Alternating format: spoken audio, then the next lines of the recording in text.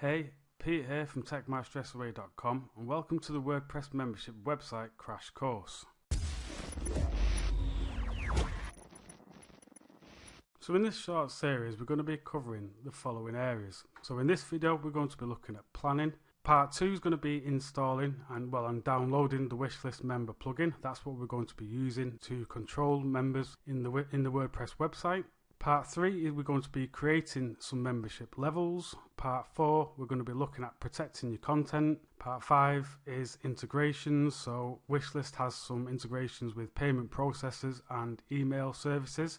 And then the last one is going to be about testing. Now I may add future videos depending on the kind of questions I get back, but this is what I've got planned for now. So the first thing I'd say to think about is what type of membership site are you actually creating? There's a couple of options we've got there where it says fixed term membership. Now what that is where it's an actual structure and a fixed end date. So course type structures, so lesson 1, lesson 2, etc. Then also what you can do is an ongoing type course. So this is where there's no end date. A member just pays on maybe like a monthly or even a weekly or daily basis depending on the type of content that you're doing. But there's just no fixed end date to the actual training or the information that you're sharing with the member. And then also you need to think about, is it going to be free? So members just don't pay anything, just total free membership. Could be free trial to paid. It just totally depends on you, but them options are available. But you will need to check the payment process that you're going to use to make sure you can do a free trial. The next thing to think about is how will the content be delivered? Now obviously we're going to be looking at WordPress, so that gives you lots of different options on how you can share information. So it could be on-page text, so this could be like articles, tutorials, that could also be video. You could host the video on your own hosting account, but if it is a busy members area, you may need to start thinking about a third-party provider. So that could be someone like Vimeo or even YouTube, but obviously you would have to set that to private. And then also we've got their PDF download, but that could obviously be spreadsheets. Again, totally dependent on what kind of content you're sharing, but there's just some options that you can think about. And the last thing I want to talk about in this video, and it's probably the most important part before you actually start building the site, and that's the website structure. So a few points I've got on there on the screen. The first one is it a new or existing website? So have you already got a WordPress site and you want to add a membership element? Is it going to be a totally brand new site and literally just a membership area? If you do have an existing WordPress website, you may want to consider creating a separate members area. Now the reason why I say that is if you've got a lot of free content, maybe there's articles on there, you may struggle to actually integrate the whole thing with regards to how it's structured, how people navigate around it. When you've got your free visitors, obviously they won't be logged in, they'll just be reading articles, but then you've got your actual members. So you just need to give some thought about how you're going to integrate the content.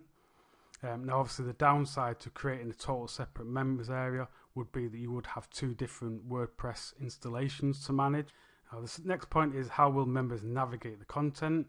Now this can be really, even though it sounds easy, it actually can be difficult, and it will really come down to how much content there actually is on your members area.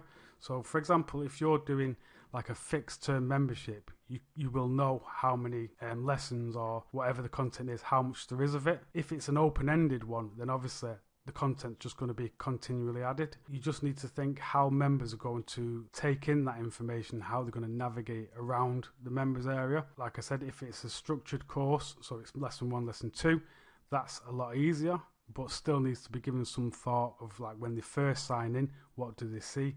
How do they get to the next lesson, etc. The last point there is post versus pages. I'm assuming you've used WordPress before. Posts, there's no real structure. It's just whatever the latest posts are, for example. Whereas pages are a bit more structured. So we would normally maybe have used that for like an about page, contact page, etc. Now my advice here is, it depends on what type of course you're going to be doing. So for a fixed term membership site, I would suggest probably structuring it using pages. So you just have lesson 1, which will be a page. Whereas if you was going to be sharing something that was maybe on a daily basis, so for example, maybe like a stock investment advice or betting tips, horse racing tips, something like that, something where the information is shared on a daily basis, you would probably structure that using posts.